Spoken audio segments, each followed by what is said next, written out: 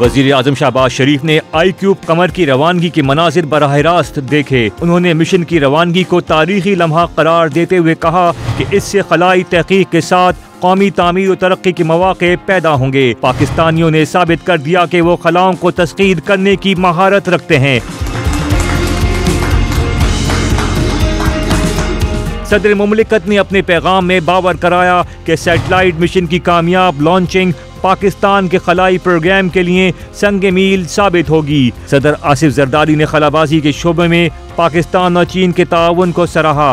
कहा कि पाकिस्तान को खलाबाजी के शोबों में तरक्की की मजीद मनाजिल तय करना है। कामयाब खलाई मिशन पर सरबरा MQM खालिद मकबूल सिद्दीकी ने कहा कि मिशन ICube कमर पाकिस्तानी साइंसदानों की मेहनत का अमली नमूना है। अमीर जमात इस्लामी हाफिज नईमुर रहमान ने कहा कि पाकिस्तान को माशी बदहाली से निकालने का वाहिद तरीका IT और दीगर जदीद टेक्नोलॉजी पर खुसूसी तवज्जो देना है।